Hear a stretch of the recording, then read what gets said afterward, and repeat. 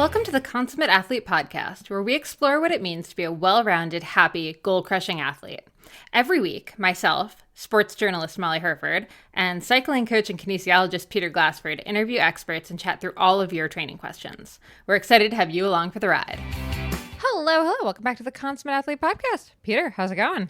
It's going well. Today we're talking about the sporting heart, the athlete's heart, cardiovascular stuff. It gets heavy, but beyond that, how are you doing? I was going to say, this is a heart-centered episode, but not in an emotional way. I was trying to come up with something like, for my love, we're going to talk about, but I didn't come up with that. Well, it is kind of for me, basically, because I feel like we've now seen a lot of, I was going to say mostly men, but a few women, too, that we know, and in the pro peloton, run into heart issues as cyclists. And I think it's a terrifying topic, but one that we've really been trying to find an expert to come on and discuss. So I'm really excited that we finally found someone who was up for chatting about That's right, this. and very experienced. So we'll get to that and everything that's wrapped up in that. I will say that it's hopeful. The message I left feeling hopeful, as much as sometimes we do have these conditions, with the spoiler alert is that like cycling is not bad for you and often is not necessarily causative as much as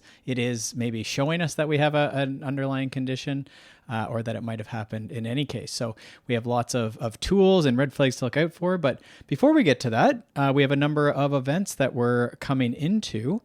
Yeah, I feel like this is, I think we said at the beginning of the year, we were really excited about the community aspect of 2026, the potential. That was sort of one of our resolutions. And I'm pretty proud of us for actually following through with that. We've got a lot of events coming up. So most pressing, we have the Enduro here at Highlands Nordic that's being put on by Collingwood Off-Road Cycling, a group that we are very much involved in. So that's going to be a really fun event. We're going to be there with a tent for Strong Girl Publishing. That one's coming up. If you're looking for a very fun, very chill intro to Enduro, I'd say this is a great one. We'll also be at Ontario Mountain Bike Provincials coming up here in early September. Mm-hmm. And there's going to be a Shred Hers event again this year. They're going to run it in parallel. I think it's on the Saturday. They're doing Short Track Friday. Then they're doing like pre-ride, this girls event, basically, they call Shred Hers, which is great and fun. There was something else, maybe a team relay on Saturday. And then Sunday will be the XC event. And it sounds like there's going to be some top level racers there, but there's categories for everyone. So We're excited for that. And then from there, we in our preamble, we're preparing for this episode. Believe it or not, we do prepare. We're going down to New Jersey, and you're one of the top billed speakers, keynote speakers at Feisty Fest. Yeah. So we've talked about this before, and this is a long weekend, a 3-day thing, I think. Yep, 3 days of all different activities, from gravel riding to track riding to some pickleball to some running. And I've heard there's Zwift's Kate Verneau is going to be there. Celine Yeager of Hip Play Not Pause. Also, my good friend Erin Ayala of Scotty Sports Psychology, who we've had on the podcast. Jam-packed bill. Quite a few times. She also is now the Feisty Women's Performance Podcast host. She'll be there. I'm super excited to get to hang out with these ladies. Honestly, I'd be going even if I wasn't doing some speaking stuff at it. And I believe it's pretty, like, you can do rides, you can not do rides. They're doing some track stuff, I think. Yeah, because it is in Emmaus where there is a track. I think it's a pretty flexible weekend depending on what you're looking for. So definitely people should check that out. We have said, it's maybe 8-9 hours, maybe less from the Greater Toronto area, the GTA. So it might be something that folks listening, but you might also just live closer to there and you can check it out in any case. Absolutely. And then after that, cyclocross season is here. Cross is officially coming. We're going to be doing the entire Ontario Cup calendar. I think I don't want to speak too soon, but we'll definitely be doing some cool stuff at a lot of the events, if not all of the events. Yeah, we're thinking a tent. So the athletes that we work with, really anyone's welcome, but athletes we work with, we'll have our tent set up for that and do maybe some pre-ride laps. And then we're hoping to get sort of a girls lap going as well, which we did at one race last year. So we're trying to bring that to more of the cyclocross races. So that's pretty hyper local, but we do know a lot of listeners are from areas that are near that GTA type area that a lot of these cyclocross races are based.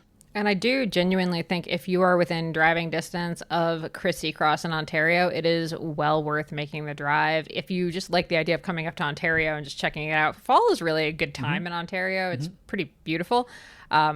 So if you've been looking for a reason to visit Ontario, Christie Cross, I would say, is one of the main, one of my personal favorites. And our local one, Highlands Cross, is on October 3rd. And it's, you could certainly it's on the Saturday. You could make that into a little gravel weekend excursion or something like that too. If you just came up for the weekend and checked out some of our gravel roads or something like this.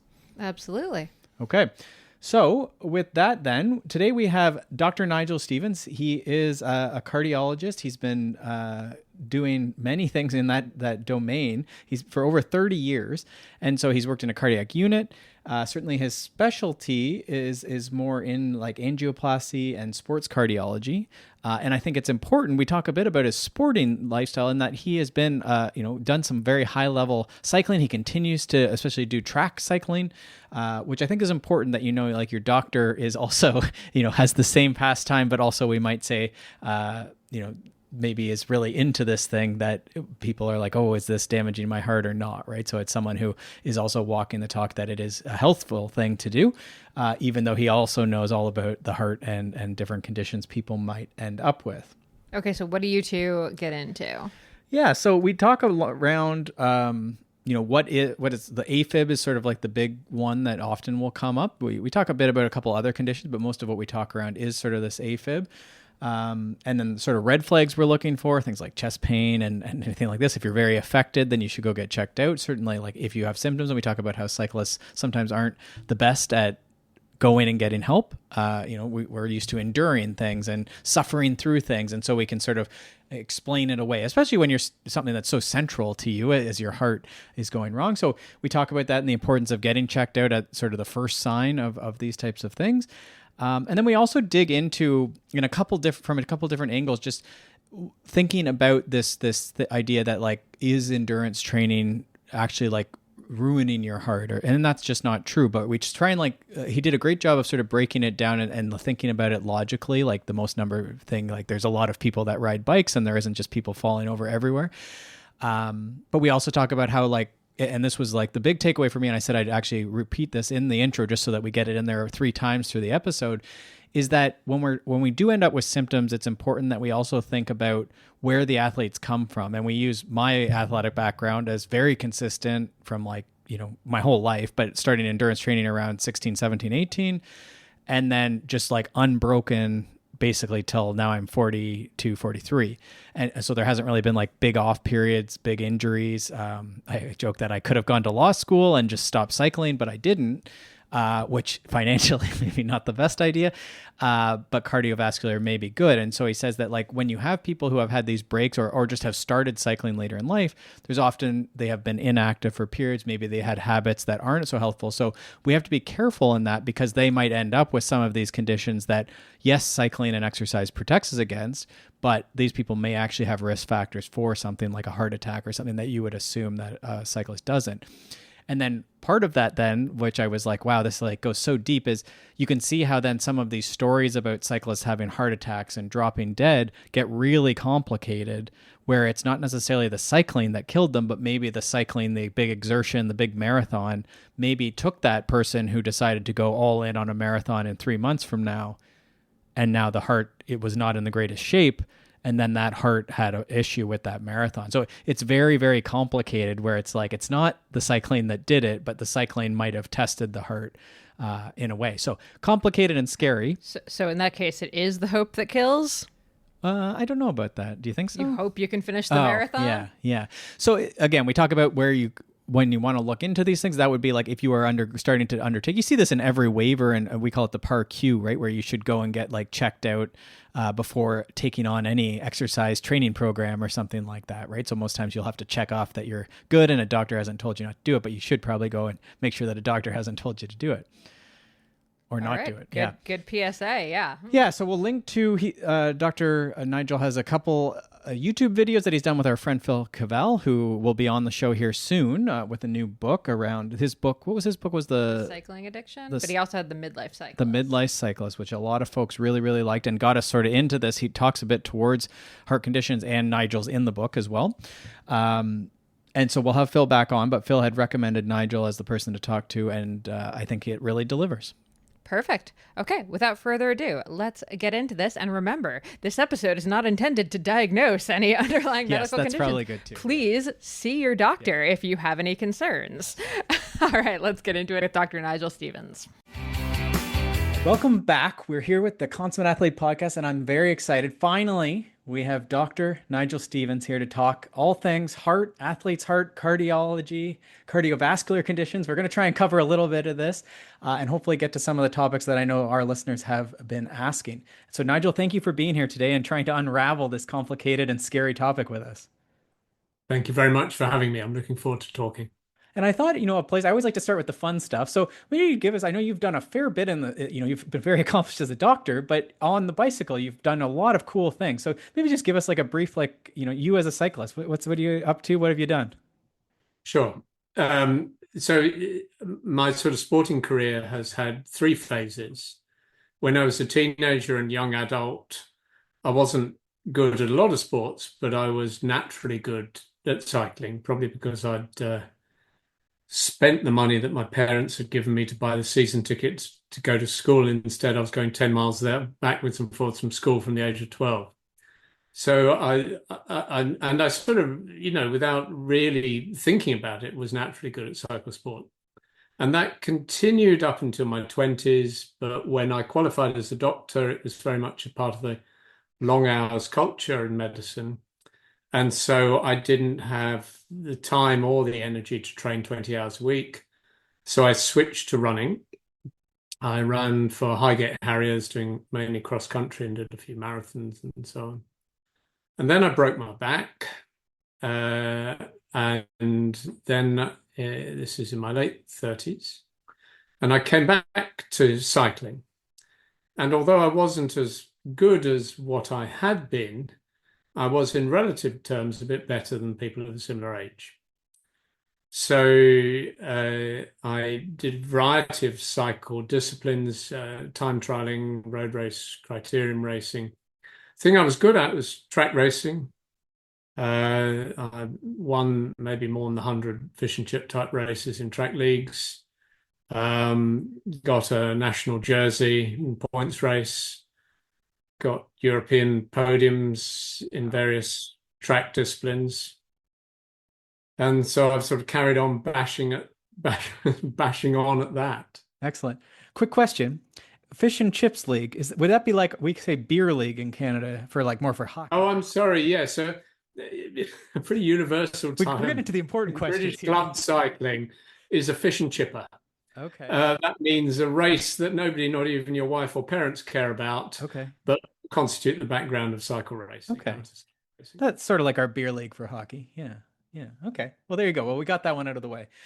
Okay. Well, I like that framework because a lot of the athletes I've worked with, this is not common, I don't want to say, but I was trying to do sort of like a brief bit of research. And I would say in the masters athletes that I work with, which is a good number and have worked with over the years, I would say probably maybe 5%, 10% maybe end up with something. And I've never had someone who's just, you can never ride or train again, but over the years they end up with, something, an arrhythmia or some condition, something different, a flutter, they call some of these things. So we'll get into some of those conditions, but do you think that that's like a fair assessment of if you continue doing this, or just even for people is that what the numbers look like? Well, I think if you're implying that continuing to do sport beyond your 30s is a causative factor, I mean, that's quite a hot topic. I don't know that I'm saying that. You could say that. I'm not going to say that. Well, it is. I mean, I think it's fair to say that atrial fibrillation in masters athletes occurs 5 times more commonly than sedentary folk. So okay. I think that one's and that seems like, clear. Is that the most common, would you say? Well, I think I would struggle to find other things where I would judge that in the way that participation in the sport was responsible or causative. So I for quite a lot of other things, I would flip this around. Yes. And say that, of course, nothing's a panacea, but it can be protective. And I've got a couple of people that really stick in my mind as a sort of human example of the protective thing. And there was one man who was a keen club cyclist, a member of one of the traditional Essex cycling clubs, is out on the club ride and sustains cardiac arrest and falls off his bicycle, and he's sort of dead by the roadside. And his teammates do bystander CPR. And then the ambulance arrives, air ambulance. And then they said they shocked him out of his abnormal heart rhythm, and he was still pretty unwell. And it was clear he was having a heart attack. So they then took him to the wrong hospital and then packed him back into the air ambulance, took him to the correct hospital, where they then did an angioplasty and treated his blocked artery. And you would think with all of that, with bystander CPR, delays, etc., that he would have ended up with a damaged heart, even if he was still alive. And he came to see me and said, "Can I go back on the club run?" And what was so striking was that you couldn't detect anything had happened. Really? Yes. And so is that like redundancy as all these vascular, like other ways the blood's getting around, or just such a capacity? There was so much oxygen and blood moving? Yes, you can float a lot of ideas. I'd like to do that, yeah. Okay. So there's a very distinguished cardiovascular scientist called Derek Yelland, and he described a thing called ischemic preconditioning. And the concept of ischemic preconditioning is that if you restrict the blood supply to the heart muscle repeatedly, you change its biology such that it becomes resistant to dying when the blood supply is obstructed for a longer period of time. So my starting point is that this was a real life example of what Derek was talking about. Every cyclist regularly makes their heart muscle short of oxygen, makes it acidotic, because it's the nature of it. If you go up a steep hill for a minute, that's what's happening. And so I think thousands of hours like that are a real life example of ischemic preconditioning. And this person whom I described is not unique. I've had other people come to see me after they've had a heart attack, after they've had appropriate treatment, and you're thinking, well, I'm going to be dealing with somebody who's quite significantly damaged here. And I'm often pleasantly surprised by the apparent resistance to damage that their heart had shown. And there are lots of, what ifs and but what about this type explanations for that. But if you're a cardiologist and you deal with a lot of people like this, the theme emerges. Sure. It's a real thing. I sort of skipped my one question for you was there something in your life that got you interested in, this athlete's heart or cardiology generally? Yeah. So my sporting and medical life were entirely separate. And I became a consultant cardiologist 30 years ago. And the hospital where I still work, Northwick Park Hospital, at that time was also housed the Olympic Medical Centre. And my friend and colleague, Greg White, who's a sports scientist, was really interested in setting up something to evaluate athletes and the question of heart disease, etc. And so Greg and I ended up seeing about 1,000 sports folk, not just cyclists, not just endurance athletes, amateur, professional, elite, some Olympians. And so I suddenly had this sort of not exactly an epiphany, but a sort of realization that the thing I found interesting in my hobby life was also intersected in quite a powerful way with what my professional life. Mm-hmm. And what I also discovered, certainly at that time, more than 20 years ago, is that this was really a complete, it was a virgin territory. Sure. And although a lot of people are doing it now, there wasn't just about anyone doing it then. And a lot of the things that Greg and I first observed in individuals have subsequently become described in a more epidemiological fashion, in athletic people.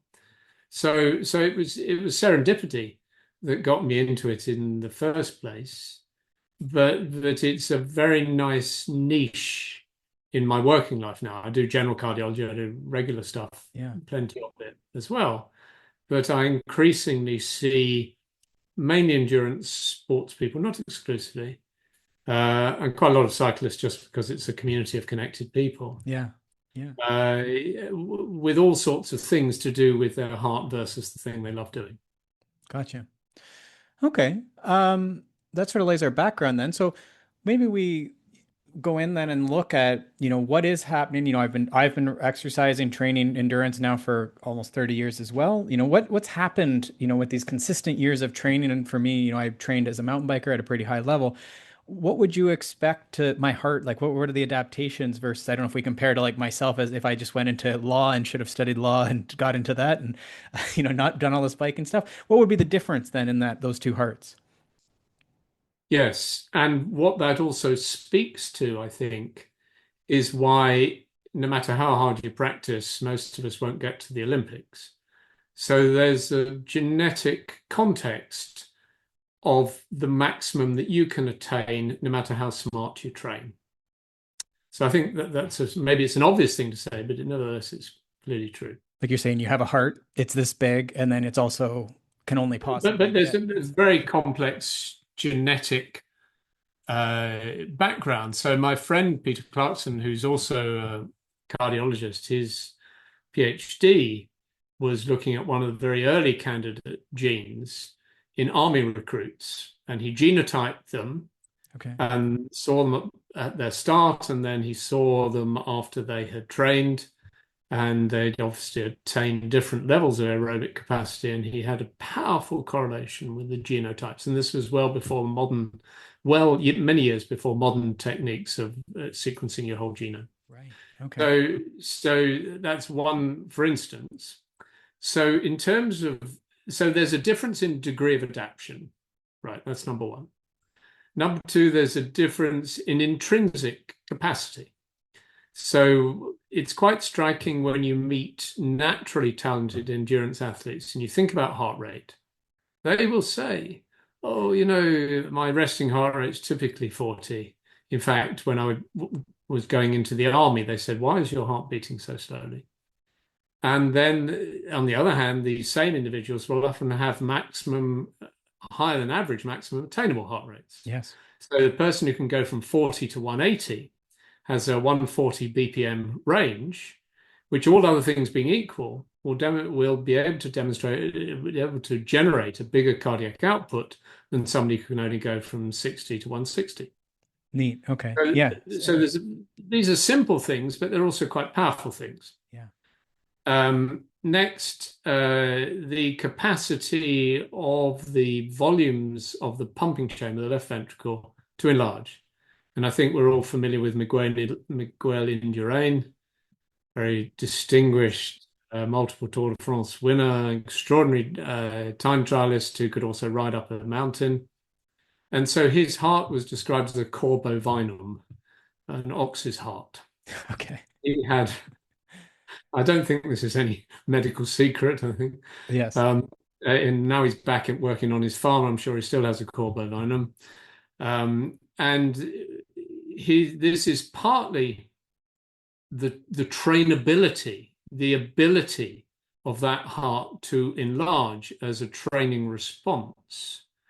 And partly it's highly likely just born with a naturally larger pump than other people. So again, another quite simple thing. And then maybe a third thing is to think about blood vessels. So if you think about the difference between a person at rest and a person who's working as hard as they can in some endurance activity, quite a lot of the limiter is the ability of their blood vessels to enlarge, reduce their resistance, and therefore increase oxygenated blood flow to working muscles. So if you say, what about the person who is naturally talented and who has trained, I would predict you would see differences in their heart rate range, you would see differences in their cardiac volumes, and you would see differences in the capacity of their blood vessels to respond to the demands and fire more oxygenated blood to the working muscles. Okay, I see that. And so that could affect, we could see how that could make you a Tour de France winner or not, despite maybe doing lots of training and being motivated.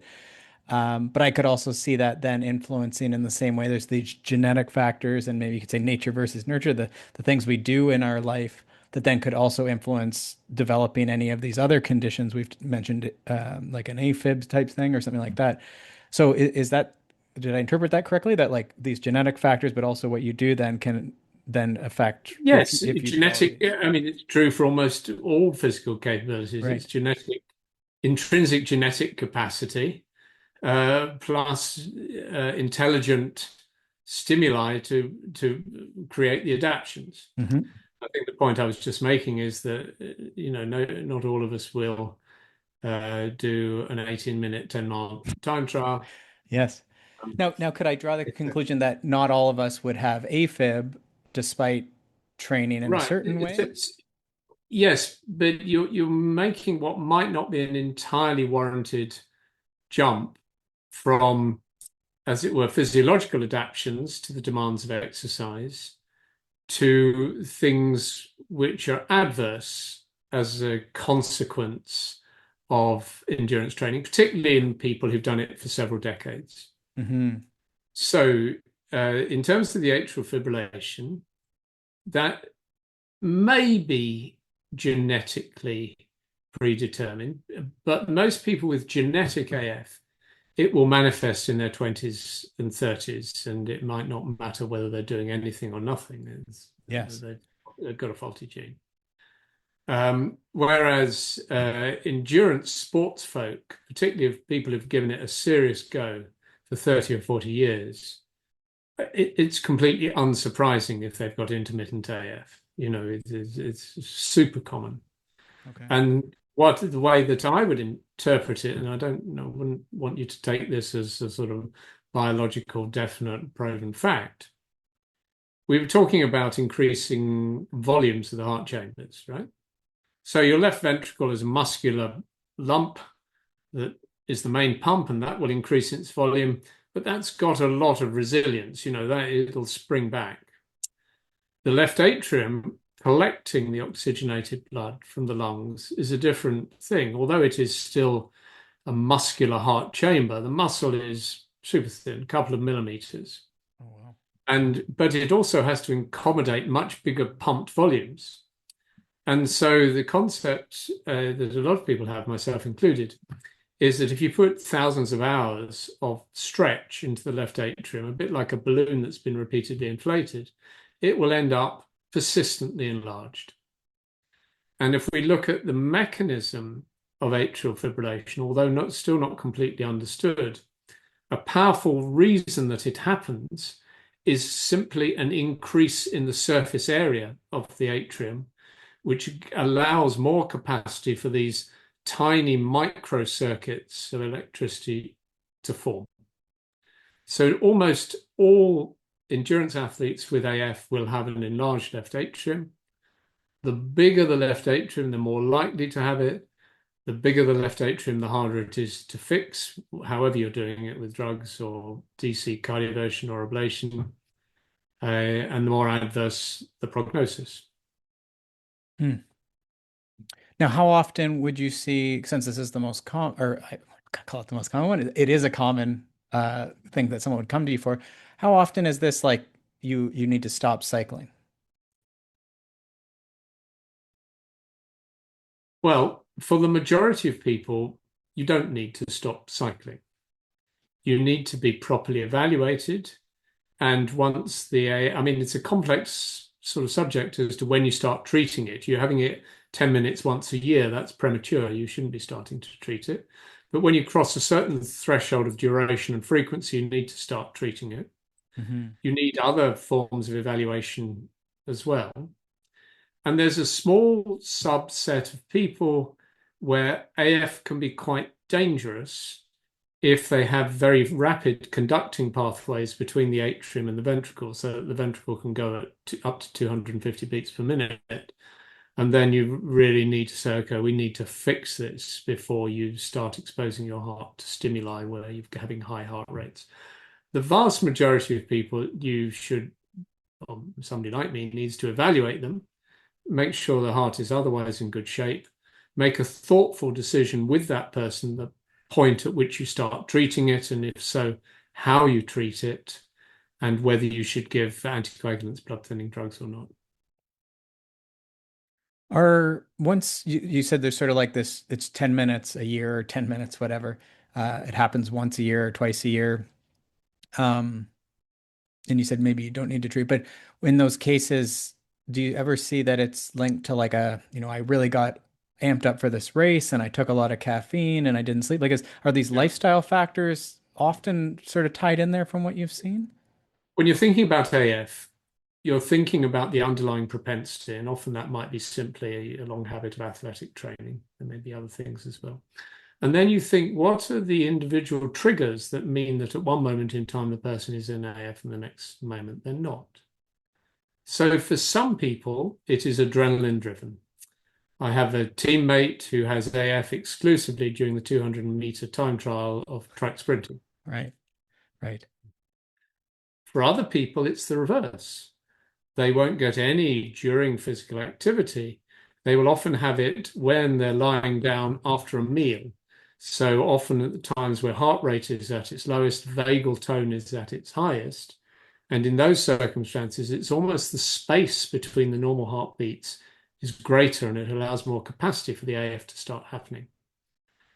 And for a third group of people, it's random. It's some, you might in a sort of slightly sort of unhelpful way say it's sort of chaotic. There's some conspiracy of circumstances that's at one moment in time that gets the AF running. Mm-hmm. Mm-hmm. So, and with regard to other things, alcohol is a cardiac toxin, and it's complicated because it's wrapped into our lives in other ways. But often the conversation I have with somebody who's come, the AF's got troublesome, I said, have you considered not drinking alcohol? Mm-hmm. Mm-hmm. I have one of the athletes I'm working with right now has just made that choice that it's not worth it. And often it's quite an epiphany for people. Yes. I remember one person, quite well-known personality in our world, and I said to him, "No, you just need to stop." And he's, all the fancy nonsense about, the connoisseur's appreciation of, this, that, and the other. And in the end, he stopped and he said, "Oh, that was nice. Yeah. I don't feel, grotty in the morning, etc., etc." It was, kind of phrase. It was an epiphany. Okay. I wonder now, when we're thinking towards like the listener, is there like, you mentioned the person who maybe has it once is like, oh, my heart rate went a little high there, but then it doesn't happen for a year. What are the red flags? Like, I would imagine like a chest pain, shortness of breath, these type of first aid type things. But is there like a pretty quick list or that you sort of like say like, yeah, you should have been here before. Why are you not here? Why weren't you here a year ago, you dummy? What's this list of things? So we're making an assumption that the AF is occurring in an otherwise normal heart here. And part of the evaluation that the person should have, if they have AF, even if it's an infrequent sort of or a first episode, they do need a little bit of a look over to make sure there's nothing else going on. Right. Because then the list of red flags would be very different. But if you're dealing with a person who has solely AF, then red flags would include extremely high heart rates during the AF, north of 200. Red flags would be becoming very unwell during a bout of AF. So typically, if you have a healthy heart and you go into AF, you've got to go into the little ring and tap it out home. But some people collapse off the bike, some people black out. Again, adverse symptoms like that needs to be respected. We need to understand why that's happening. And I suppose the other is not exactly a red flag, but if the natural history of AF, slightly depressingly, is it starts rare, becomes common, becomes protracted, becomes incessant. And so one of the skills in cardiology is to work out at what point along that trajectory that person is. When do we start to intervene? So I suppose, if you wanted to pin me down, if the person's saying to me, look, every week, every few weeks, I'm getting a 30-minute bout, it's bothering me. Mm-hmm. That would be the point where I'd say, okay, well, I think we need to start thinking about how to treat this. Mm-hmm. Hmm. Okay.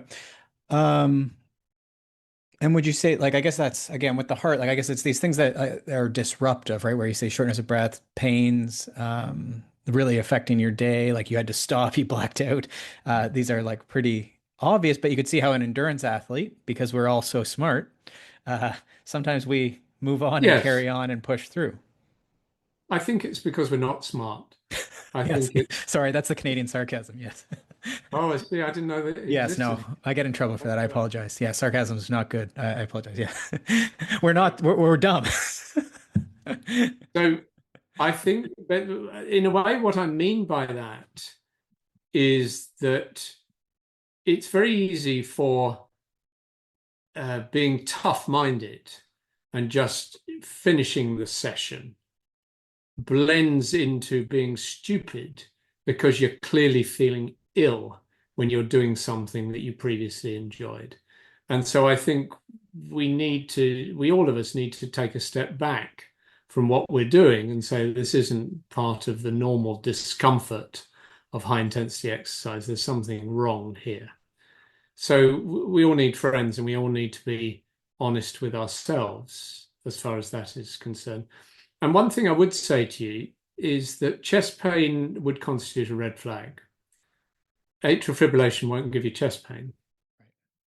And if you have chest pain that's not the same as the normal sort of harsh breathing sensation, but a different type of unpleasant, deep-seated within the chest thing that's coming on with effort and relief by rest, that's a red flag. That needs to be understood. Hmm. Now, I would expect that that type of stuff, like that sounds more like your traditional cardiovascular disease, which we would expect less frequent in an endurance athlete. Is that a fair statement? Yeah, yes, less frequent, but not. So being a sports person is not a panacea. No, no. You can still get all you can get all of it. Yes. And don't forget, there are some common types of heart disease which are not in any way related to lifestyle. You just get them, even if you've looked after yourself in an exemplary way. Yes. Um, yeah, and I guess that's a tough thing to unravel, which you, I think, have been pushing back with, understandably, is that we don't know that it's anything related to the endurance exercise sometimes. Sometimes you have a heart attack or you have any of these other conditions, including AFib, and it might have not mattered or contributed or could have made it even better than it could have been. Maybe it would have happened 20 years before and been worse. Yes, of course. I think on average, the habit of physical exercise is a powerful preventative thing for many common conditions, vascular disease, cardiac disease, dementia, etc., common cancers. So I don't want to negate that simple statement. I think however, there is a little bit of nuance in this. The best evidence we have around this type of protective benefit is much more smaller training volumes than a sports person would engage with. So you might say, for those sorts of protections I've just described, maybe 2.5 hours a week, maybe split equally between endurance and strength training. If I'm giving general medical advice to people, what can I do myself, doctor? That's the way I would frame it. Mm-hmm. But if you want to, compete, or even if you want to set a good standard time in, these challenge events, your training volume needs to be 4 to 8 times that. Now, it isn't at all clear that that ramp up in volume gives you any additional health benefits. Mm-hmm.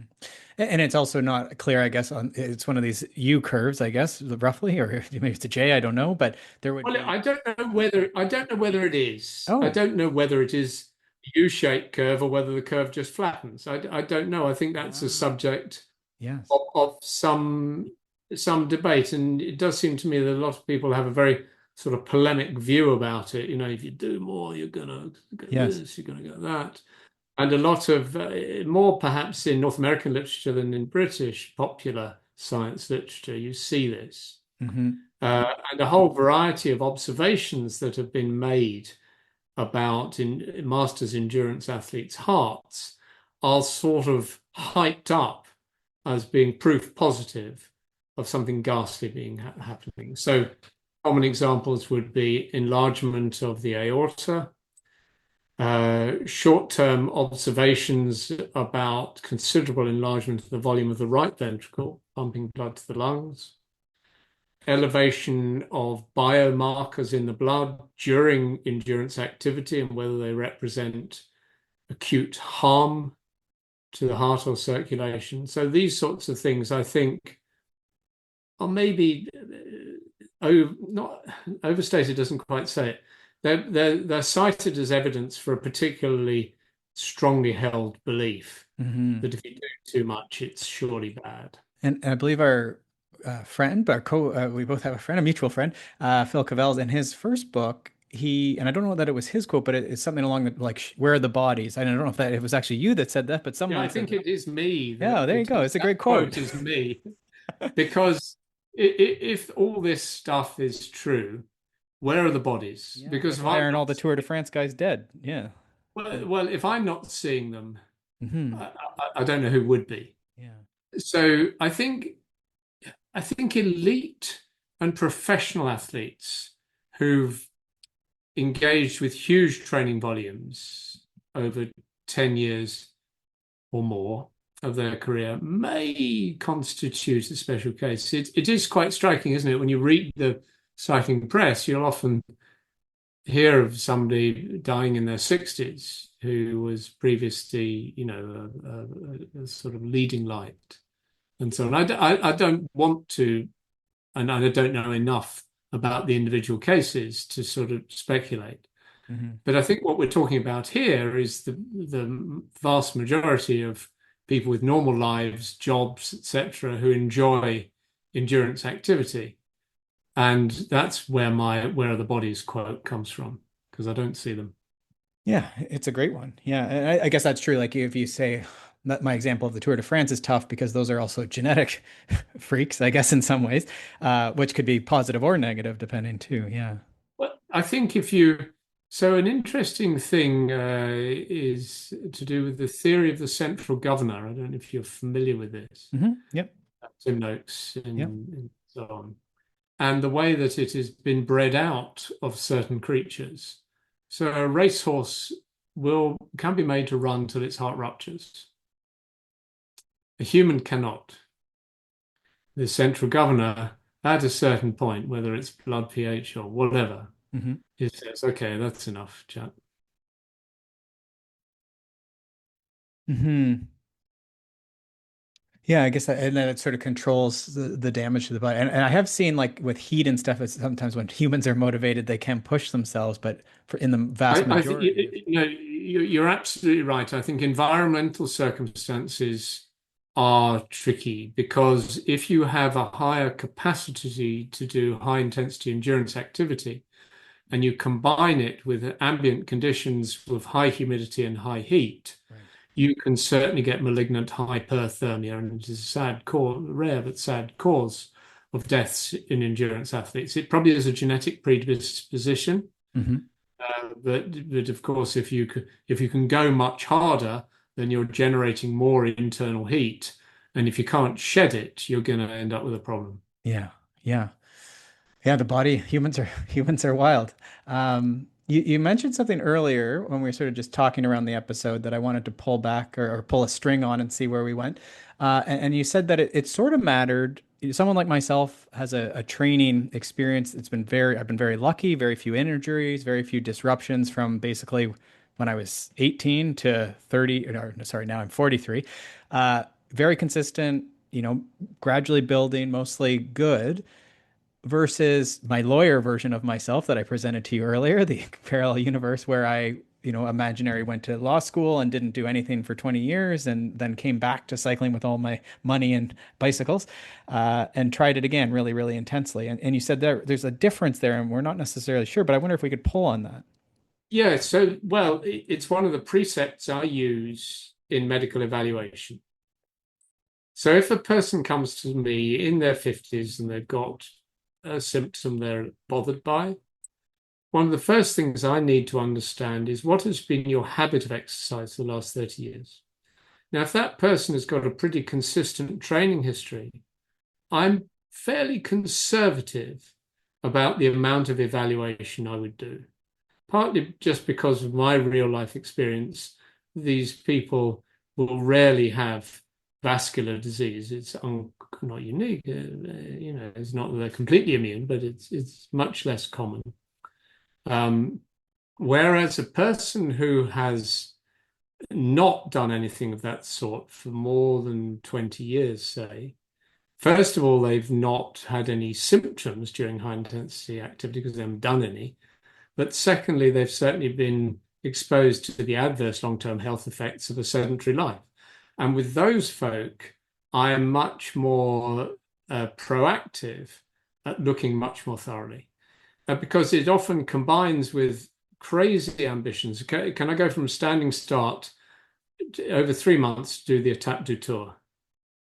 And I'm thinking, well, maybe, but you're going to have to go pretty deep and going to have to go from no miles a week to a lot of miles a week. This will be a huge taxation on your physiology. So let's just make sure you measure for it. Mm-hmm.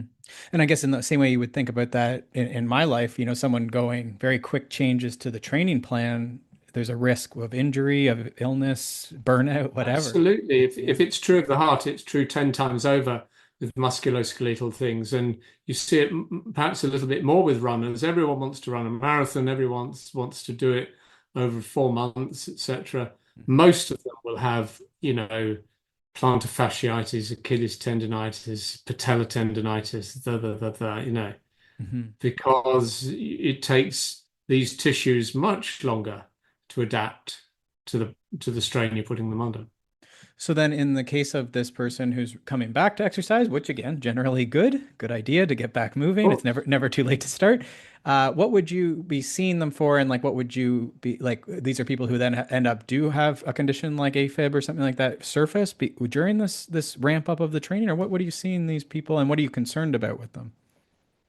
I wouldn't predict seeing atrial fibrillation because that tends to be the product of decades of endurance training, a long-term stretch. I think what I'm more concerned about is the thing of which they're completely unaware, but is quite common. So simple things like hypertension, abnormal cholesterol profile, abnormal sugar metabolism, things like that. Okay, I see. So you're saying that you're going to get these lifestyle conditions that I said exercise that protects us. We don't have heart attacks, but then you have someone who's now a unique person Yes, who has some of exactly. that, but now is also putting the heart under a ton of duress and stress. Exactly. And so there's those simple things.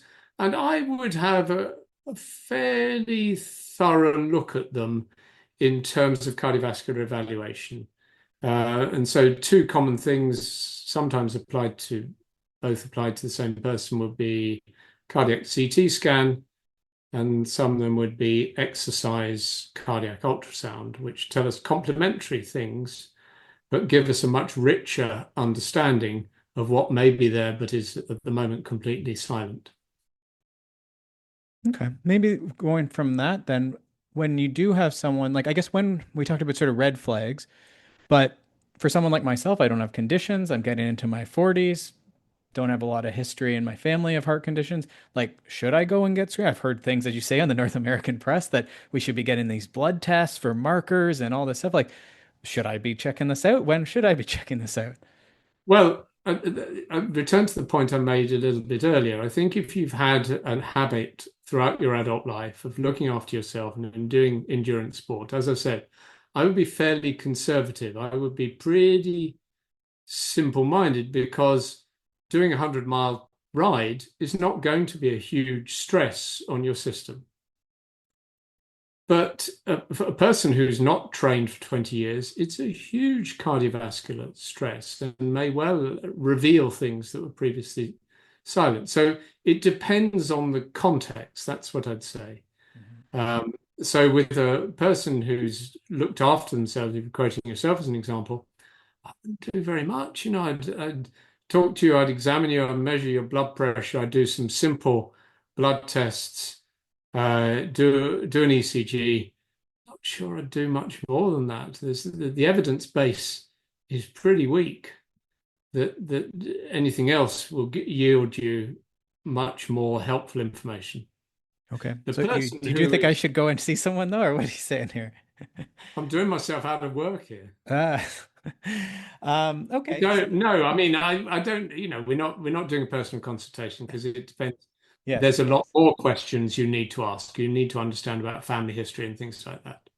So you'd say that Uh, like the GP and just sort of like, watching for these symptoms and stuff, but it's not necessarily that like everyone in the populace should be going out and getting their cardiology appointment. no, the evidence base for that is non-existent. And to take another common example, you can go to a private facility in the West End of London, pay 200 or 300 quid, and get a cardiac calcium score. And I have really, I'm sure everyone who does my job has lost count of the number of people who've come and said, look, I've got this abnormal calcium score. What are we going to do? And there is no evidence as to what you should do. There is no, Right. don't know. You end up giving commonsensical advice about good quality preventative care, but then you'd be doing that anyway, whatever that showed.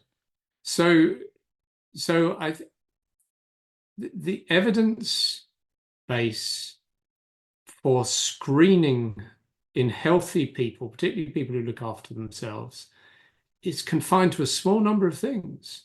Blood pressure, because high blood pressure causes no symptoms. Almost certainly measures of blood sugar metabolism, what we call HbA1c or fasting glucose, something like that. Probably cholesterol profile, certainly once you're north of the age of 40.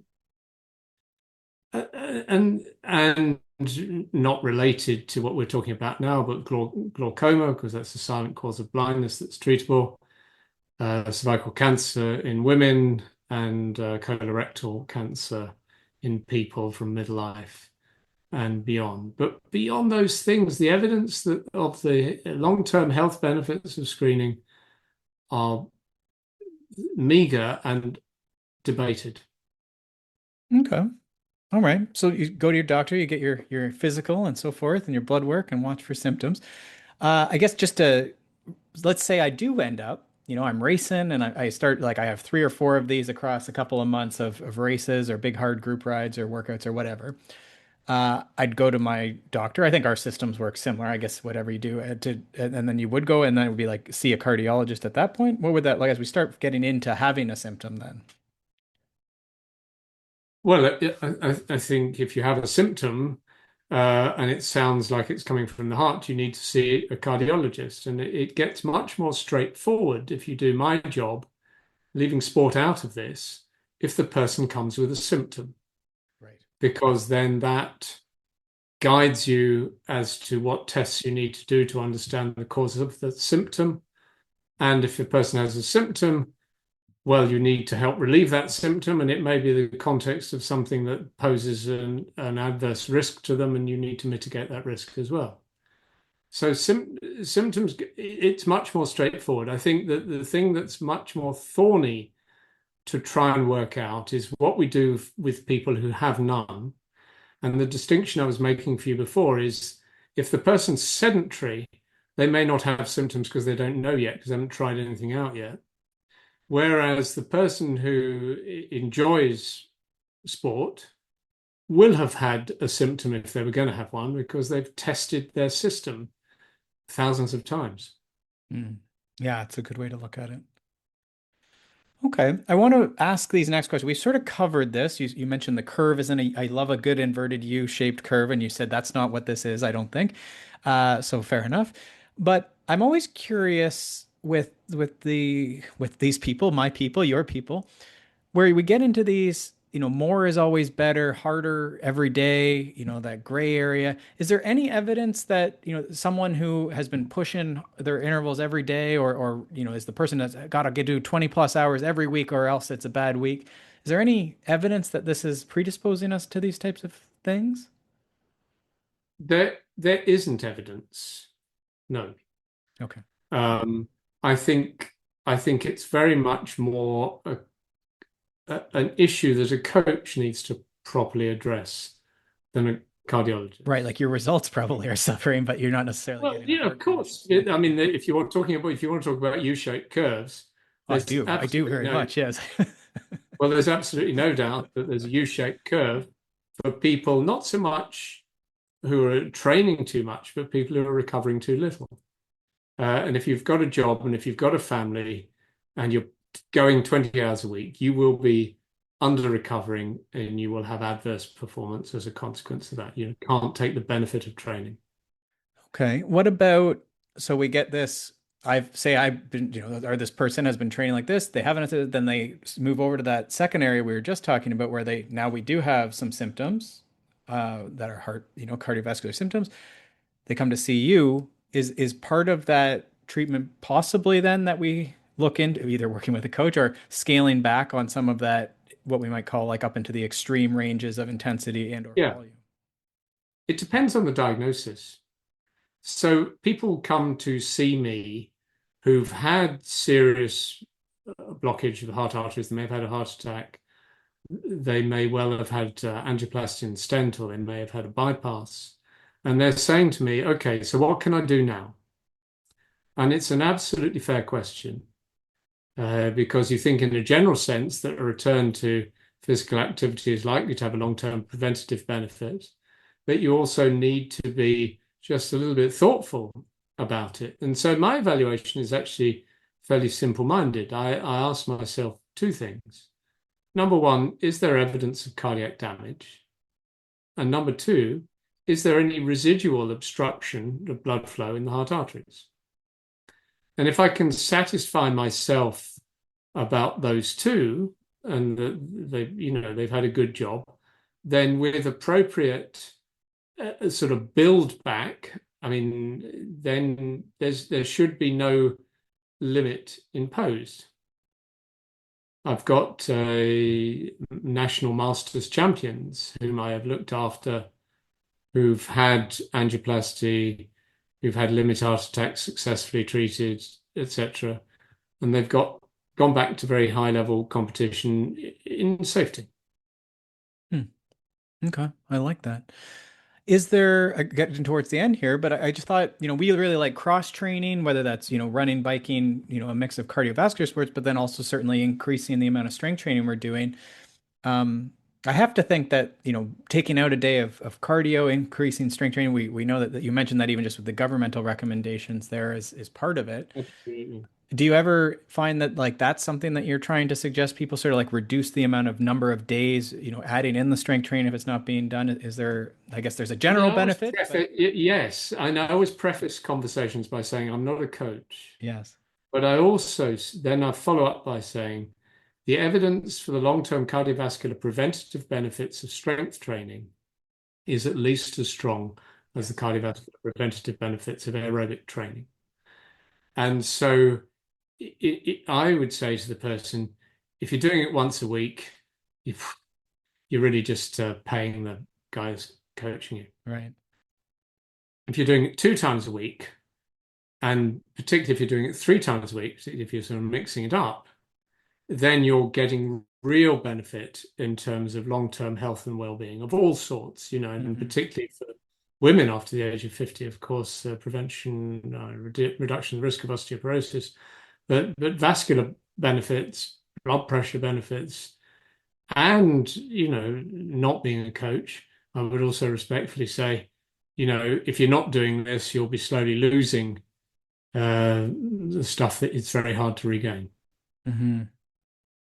Yeah, I agree with all of that. From a cardiovascular perspective, would it make sense? I guess I'm sort of like pushing you on this, I realize, but to, again, dropping a day out of there, if someone just has been doing so much cardio, like, is there a situation where you would say, like, let's drop the number of days? Well, So we've got to distinguish between things that I would judge to be beneficial in terms of cardiovascular health versus things that may be beneficial in terms of their performance. Mm-hmm. So I don't, when I'm seeing people, I don't go into a great deal of granular detail about their training program, but I would be saying to them, a typical healthy looking thing to me would say you rest for one day, you train on the bike in various ways for 3 to 4 days, and you do strength training, and that needs to be proper strength training, not messing around with tiny handheld weights for 2 or 3 days. Love it. Okay, I agree with that. All right. Did we miss anything? I know you had a couple of things to sort of frame this a little bit and keep us from going too far into this massive topic. Is there anything that we missed that we wanted to cover? Well, the textbook of cardiology is quite chunky, and we've only talked about a couple of the things, and there's an extremely long tail of cardiovascular diagnoses, some of which were been completely fixed, some of which have been mitigated and not completely fixed, and some which are not fixable, where it is, for most people, still going to be beneficial to be a physically active person, but you need to get somebody who knows what they're doing to help you to do that safely. There are a very small number of conditions that we as cardiologists deal with where you've just got to say to that person, I'm so sorry, it's not wise to do it. And they're limited and they're rare, but it can be quite. I had a Gaelic footballer, so this is somebody who earns their livelihood, who had a condition called bicuspid aortic valve. And I had to say to this poor man, I can't frame it any other way. You're going to have to look for an alternative. Wow. You're just going to aggravate what's already a rather spicy situation. And that's like a congenital condition, is it not? Bicuspid aortic valve is a congenital abnormality where the aortic valve is made of two semicircles that open and close rather than three sort of segments that normally do. And the problem with that is that the blood flow through it is non-laminar. And so you get aggravated degeneration of the valve, and the adjoining tissues in the aorta above are also part of the abnormality, and they're structurally weak. And so the aorta enlarges as well. So bicuspid aortic valve is certainly, it's not a common condition, it's not super rare either. But if you're wanting to do sport, it ain't necessarily a no can do. This guy was quite advanced in his condition, but it needs somebody like me to really think about it with you.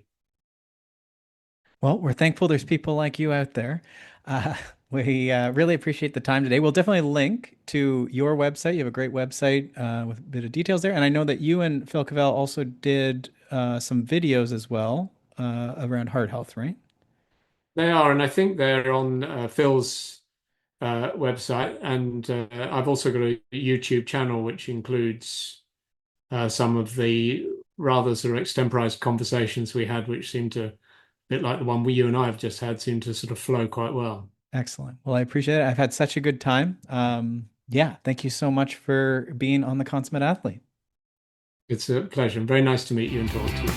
Thanks so much for tuning in to the Consummate Athlete Podcast. If you want to hear more training, racing, and endurance sport advice, make sure you subscribe to the podcast and leave us a rating and review. You can also subscribe to our newsletter at consummateathlete.com for a weekly dose of inspiration and advice straight to your inbox.